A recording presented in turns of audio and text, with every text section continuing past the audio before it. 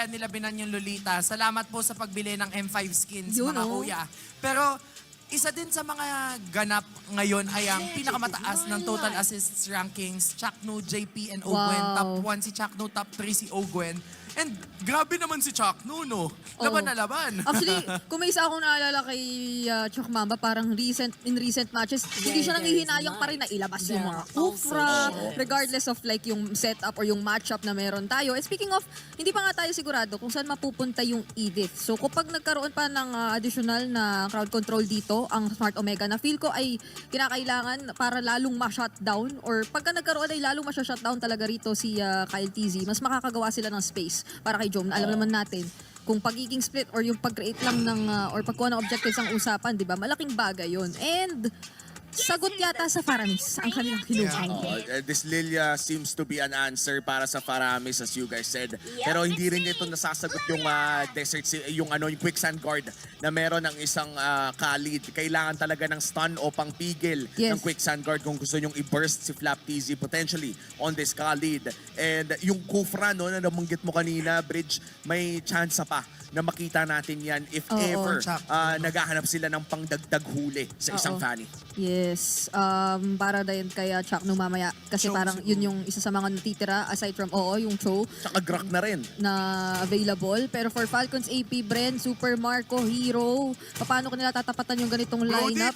Brody, Claude. Brody, yan ang ngumiti si Marco. Ano kaya ilalabas niya? Oy, teka, Ruby ba yun? Clint. Ay! Okay! Cowboy! Ayan! Nagbabalik na naman ang cowboy ng MPL. Ano lang, siguro medyo hesitant sa Kufra since may Ruby.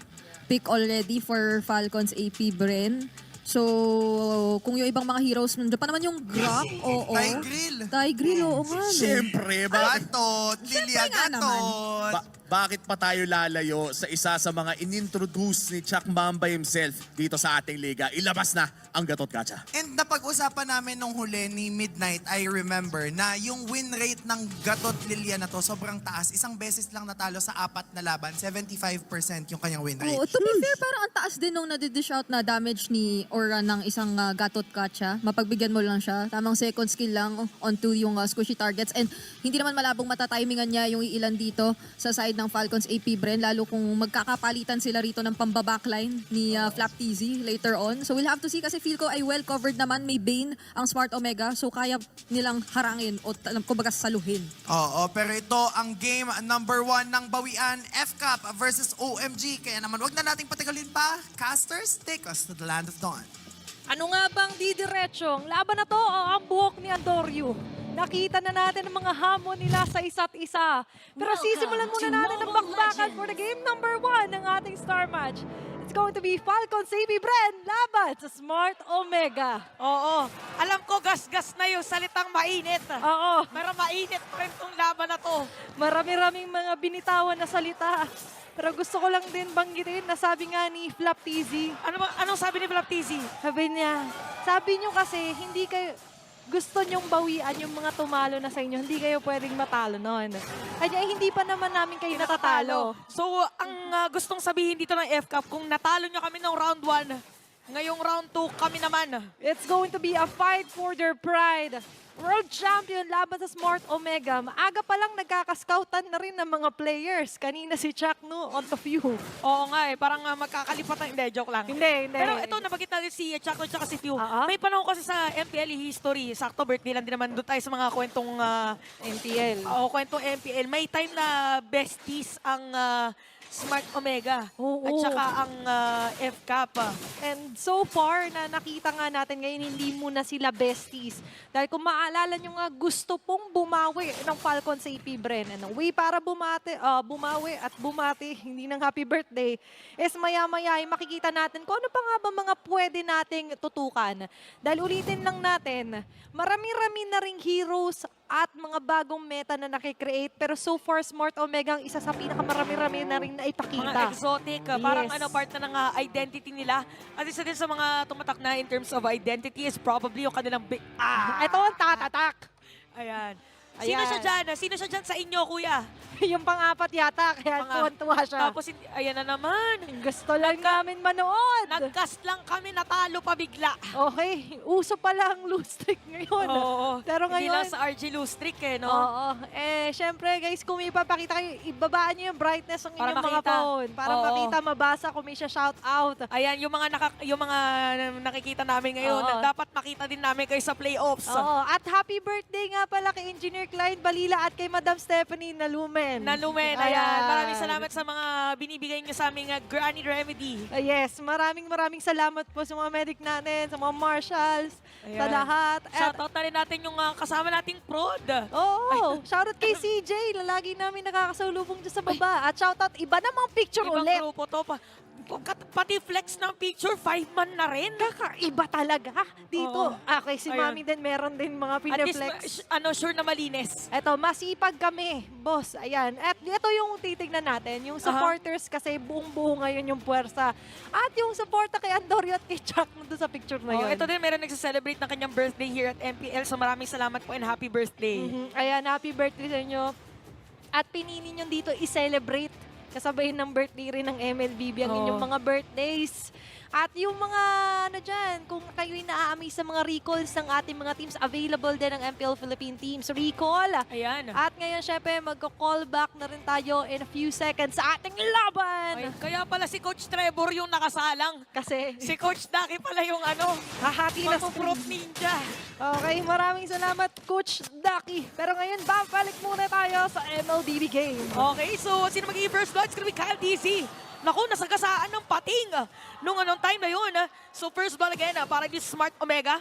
At very crucial yan because it's Kyle TZ at ang hero niya ay Fanny. Oo. Antay niya pa mag-cooldown yung purple buff. And hindi mo gugustuhin na nabibigyan ng maaga yung Fanny mo. Pero so far, para sa Smart Omega, yung healing nga na makakita tayo ng somewhat mga bago, katulad ng Bane, ay napagbigyan. Pero yung Balmond Brigida, post muna tayo dyan. Yung Balmond Yung Brigida. kanina, nire-request niya kasi na gamitin din. Post muna yun. Oh, ito, community prediction. 39% for Falcons, AP Brin na 61% Wow. for Smart Omega. So, kino-consider din siguro ng community yung lately na nakita Oo. nating trend na yung mga bawi ay hindi natutuloy. Oh, tsaka for Smart Omega, sobrang ganda nung run nila all throughout this regular season. Yeah. Tingnan natin kung magkakatotoo yung community prediction na yun. Ginamit na nga doon yung Raging Sandstorm, si Okira, ang makakakuha dito ng turtle. Pero doon sa may bandang gilid ay makakaroon nga ba ng counterplay yung Falcons AP Bren. Ay, Pero si baka Few. hindi na nga lang din. Nagdelikado pa doon sila Few. Oo, so naniniwala na ako doon sa collegiate na nakausap Ni Umi. ni Umi. Medyo mahirap kumable nga pag mayroong mga pating Oo. doon sa Bane. Kasi mga ngalawang yung kable mo eh. Oh, bukod dun sa, 'di ba, dati nung may time na first time na na-pick si Bane sa MPL, ang dami nag-spam ng Bane. Ng Bane. Medyo nawala na ulit ngayon. Babalik na siya pag every time na mayroong Fanny na kalaban. Oo, nagkakaroon tayo ng idea kung ano yung mga pwedeng pangontra. Katulad niyan, medyo nag-aalinlangan si Keltizi. Ginamit na dito yung shark attack.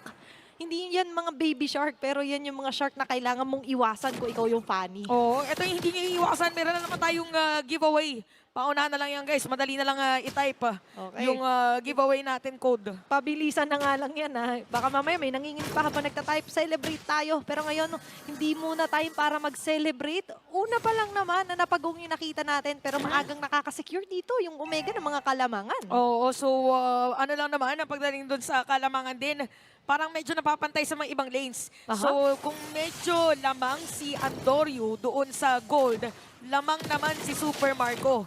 Laban dito kay Few. Yun yung, ay kay Few. Kinalaban niya yung kakampi niya bigla, Oo, no? okay lang. Kay Joma. Yes, pero si Ukir, kalaban niya mamaya si Chakno pag uwi. Kasi, boss, nalimutan mo ba ako mid laner mo ngayon? Pero ngayon, maganda yung ginagawa actually ni Ukir. Nag-clear lang ng wave, sumasama-sama, giving that much needed glooms here para sa mid lane. Pero in a few seconds, magre-respawn ang pangalawang pagong sa laban na ito. At puwersa na naman! Oo, -1 na agad ngayon ang FCAP dahil napatay na nga rin si Ogwen at that time. So, saktong-sakto, magkakaroon na rin ng turtle. Sisimulan kaya agad ng Smart Omega Mukhang kukuha muna dito ng orange. So makakapwesto pa rin si Ogun if ever for the zone. Oo, kakalma muna ang Smart Omega. Pero ang ganda ng ronda nila dito, no? Nung buong barangay.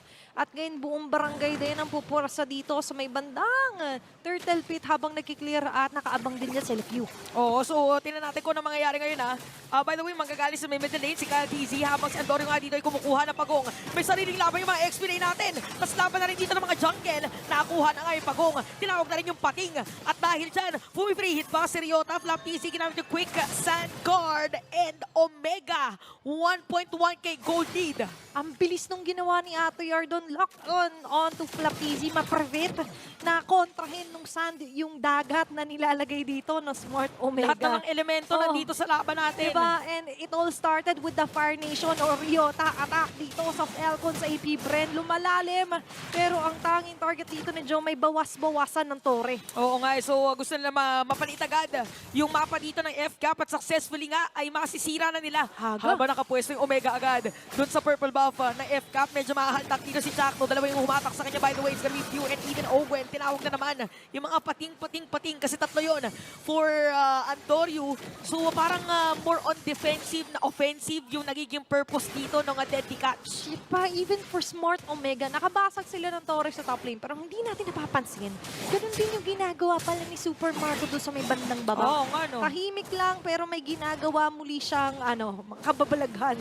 Speaking of Super Marco, yung hero niya din dito, ito yung mga klase ng hero na hindi mo ina-expect na sobrang sakit na pala. At hindi mo i-expect kasi yung animation, hindi mo masyadong pansin. Hindi sobrang powerful ng visual, pero pag Yes. tumama sa'yo, ay powerful pala. Oo, naku, sakit na ng Clint. Mapapatingin ka sa item. Ano na bang item nung Clint? Ba't Sakto. ganun? Sobrang sakit na nung naibibigay sa akin. So, eto na naman.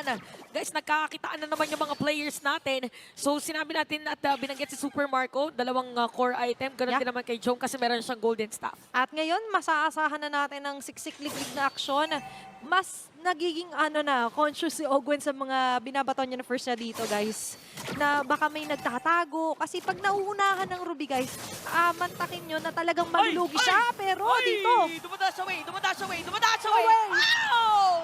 grabe naman yon. Grabe sumibat nung unang-unang panahon din ng MLBB. Pag may nakita kang funny, automatic no-scope yung pang-counter mo. At habang nangyayari yun, meron team fight na side naman ng FCAP ang medyo lumalamang. Tinawag na dito yung Netherrealm. Naku, nabaliktad pa nga. Omega na nga lumamang at makukuha na nga nila ulit yung panibagong pagong. 3 straight turtle. Makukuha na Smart Omega. Bukod pa dyan yung mga outmaneuver na ganito. Nagpakawala ng Shark Attack. Bandang gitna naman ang pupuruhan. Pero look at the damage. At panoorin natin sabay-sabay yung Infinix Sage ng replay dito kay Jom at kay Kaltizi. Sumakto, tapos biglang bulag. Diba?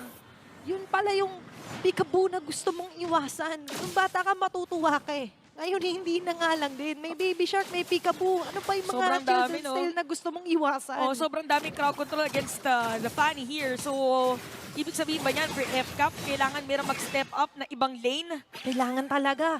Isa sa aasahan natin dyan na pwede pangontra is si Flap TZ actually. Hindi pa tayo nakakita ng magagandang mga Sun Guard. And actually, hindi rin tayo nakakita pa ng magagandang flicker hook na galing dito kay Ogwen. And speaking of which, mukhang sila pa yung pinapatras. Grabe biglang dumating mga players doon. Kaya FU ay mamamatay na. Pero Faramis, mabuhay lang din agad. But Achilles still a kill dahil makakasira din ng Tore yung Omega dun sa may top lane. So sobrang bilis ng nagiging play ngayon for Omega. Kaya parang yung mga damage dealers ng FCAP dito, parang priority nila is go for the side lane push. Oo, and to survive muna. Kasi remember, may tinatawag rin naman tayong mga Omega timers. Katulad sa ating Infinix Keys to Victory. Pero sa ngayon, kahit early, mistulang ba na-activate agad dito ang Omega timers? Eto na, patay na rin si Flap TZ. Take note, hindi niya rin nagamit yung kanyang Raging Sandstorm at yung barangay makakasira ng Torre sa gitna. Mukhang pwede pa silang gumawa ng another play at na-timingan na naman, Athena, Ayun yung na naman. purple buff ni Kyle TZ. And so far, nagre-reflect even onto the stats na currently si Joe Matadorio yung nagmimistulang bang well-formed, well-raised na heroes dito. Kita mo naman yung reaction nila doon. Oo, napagamit na rin ng Netherlands si Q at that time. At mga dadating na mga players, Nakapag-secure pa ako, Gwen's gonna be down at parang itutuloy pa nga din dito. Kyle TZ is down as well. So perfect timing na yata to. Athena, para kuhanin yung Torres sa gitna at dumiretso dun sa Lord. Malinis yung galaw ngayon ng mga lason na Smart Omega. Buong barangay ay nagsama-sama, nirorondahan ang bawat eskinita na pwedeng silipan dito ng mga beasts. Oh, sobrang linis ng play. By the way, 7-0 para dito sa ating game. 6K gold lead para sa barangay and they also have the Lord. Gold difference, majority, ay hindi pala majority, lahat lamang talaga mga players na Omega. At ngayon, they're proving that they can win even though hindi ba natin i-force yung late game talaga na tinatawag. Pero may pag-asa pa rin naman dito ang Falcons AP Bren. They just need that one big set-up play. Hindi pa natin nakikita yun dahil lagi silang nasa stop on their tracks. Katulad nga nung nangyari ng paulit-ulit kay Flap TZ at kay Ogwen. Binibigyan kasi agad no? Kahit Oo. sino nga nasa front kasi may DPS ka, meron kang layering ng crowd control, meron kang burst from Ukir. So ito na, kakatok ang side ng Omega dito sa may gitna at bit ng 5 players ng Omega yung kanilang Ayan na naman! Lord. Si Ryota dito ay buhay pa rin. NetherRealm ay gagamitin na. Ryota is down for 3 hit lang si Jong doon sa may bit na. At yun na nga si Flap TZ, mabibit ka na rin. Ang sakit dito ng close ng isang Bane at tumatower lang at Barangay Omega game number 1. Grabe yung linis at bilis ng laban na yun. Speed is the name of the game para sa bagong barangay. At ngayon for Smart Omega, starting it strong by getting the first game win laban sa Falcons AP Bren. Oh, sobrang linis ng performance Omega, timings as well. For sure, nahirapan dito yung FK po that game number 1. Pero syempre hindi mahihirapan dyan ang ating panel to explain kung ano nga ba nangyari sa game number 1. Infinix Game Tambayan, pasok. Anong Omega Timers?